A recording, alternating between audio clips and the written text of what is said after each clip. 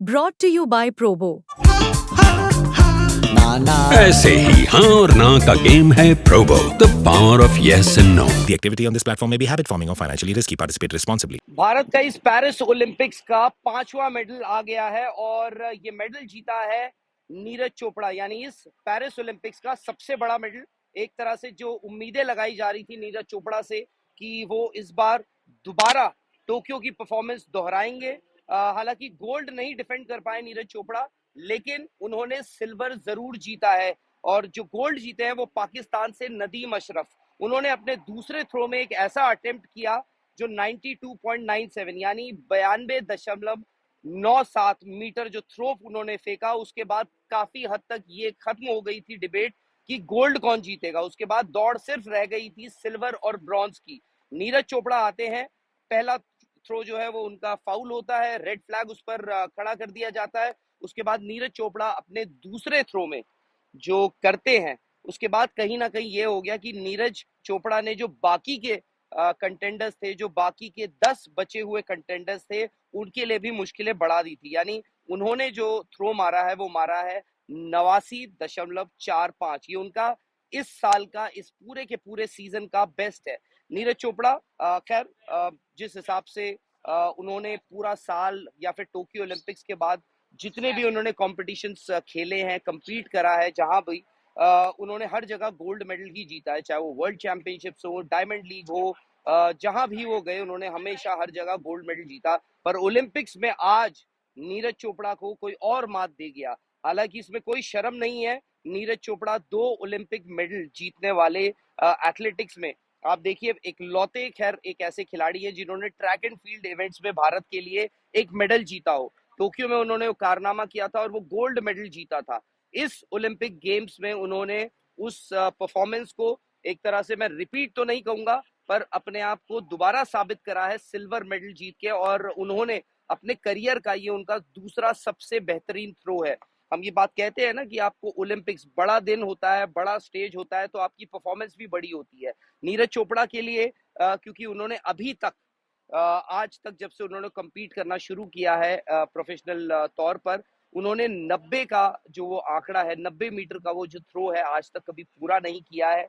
और आज जिस वक्त नदीम अशरफ, पाकिस्तान के जो नदीम अशरफ हैं, उन्होंने वो 92.97 मीटर का जब थ्रो मारा तो लगा कि सबके लिए बहुत मुश्किल हो गई है। नीरज हालांकि दूसरा अपना जब थ्रो आए फेंकने और उन्होंने बड़ा अच्छा वो थ्रो भी फेंका, तो ऐसा लगा कि उन्होंने भी अपने आप की अपनी पीठ थपथपाई।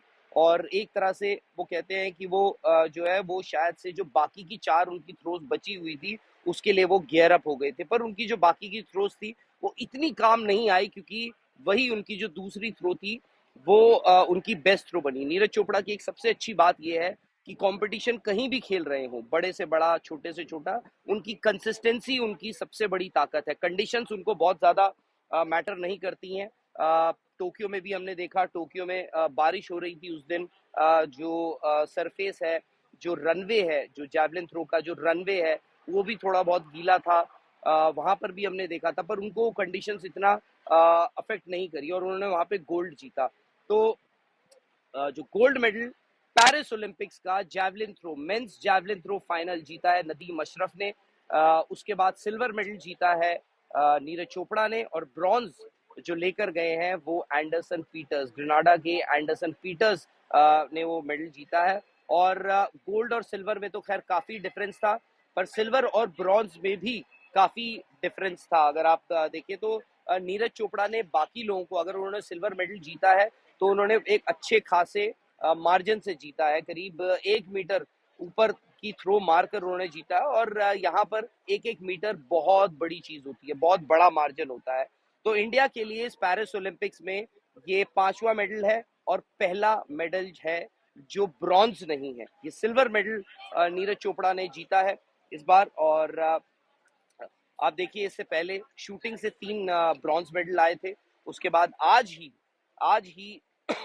हॉकी में इंडियन मेंस हॉकी टीम ने एक ब्रॉन्ज मेडल जीता है। तो इंडियन टीम यानी हॉकी टीम ने भी अपना कारनामा दोहराया। उन्होंने ब्रॉन्ज जो टोक्यो में जीता था उसको दोहराया, फिर यहाँ पर ब्रॉन्ज मेडल जीता। नीरज चोपड़ा ने अपना कारनामा, खैर ये तो नहीं कह सकते कि उन्होंने दोहराया है, पर उन्होंने ये बिल्कुल इंश्योर किया है कि इंडिया यहाँ से कम 5 मेडल लेकर जाएगा।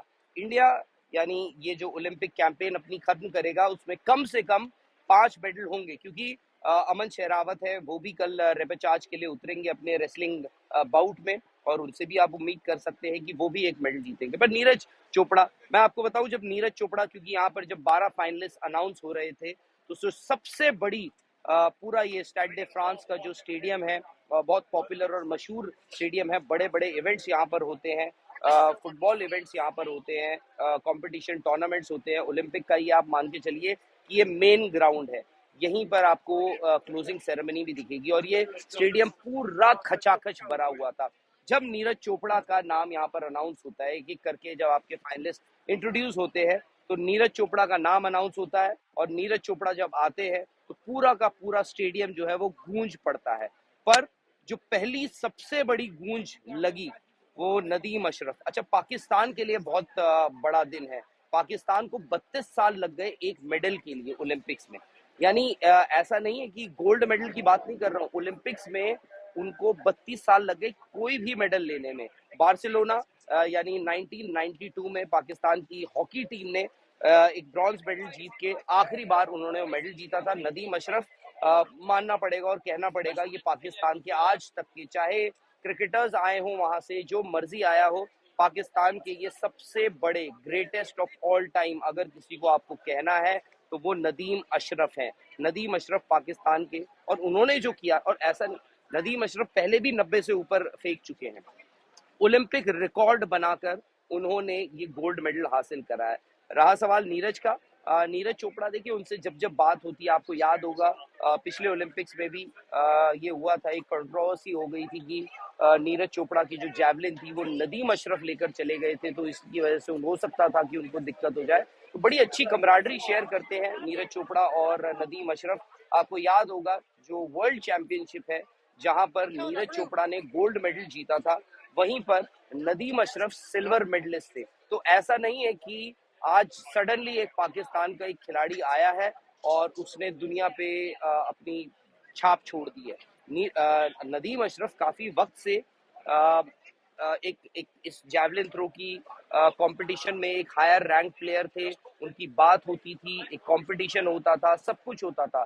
तो नदीम अशरफ ने जो आज किया है पिछले ओलंपिक्स में, यानी टोक्यो में जहाँ पे नीरज चोपड़ा ने गोल्ड जीता था, वहां पे नदीम अशरफ ने 5वां फिनिश किया था।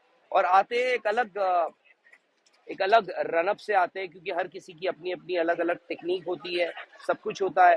तो उस लिहाज से आज नीरज चोपड़ा सिल्वर मेडल जीते हैं, पर भारत के इतिहास में ये मेडल भी बहुत बहुत बहुत महत्वपूर्ण है, इम्पोर्टेंट रहेगा, क्योंकि ट्रैक एंड फील्ड में आज से पहले या फिर टोक्यो से पहले इंडिया ने कभी कोई मेडल नहीं जीता था। नीरज चोपड़ा ने पहला मेडल जीता टोक्यो में, उसके बाद आज पेरिस ओलंपिक्स में उन्होंने एक और मेडल जीतकर भारत को अपना 5वां मेडल इस पेरिस ओलंपिक्स का दिलवा दिया। मैच से जुड़े आपके हर सवाल का हम देंगे जवाब। जानने के लिए हर update, live analysis, special interviews, download कीजिए स्पोर्ट्स तक ऐप।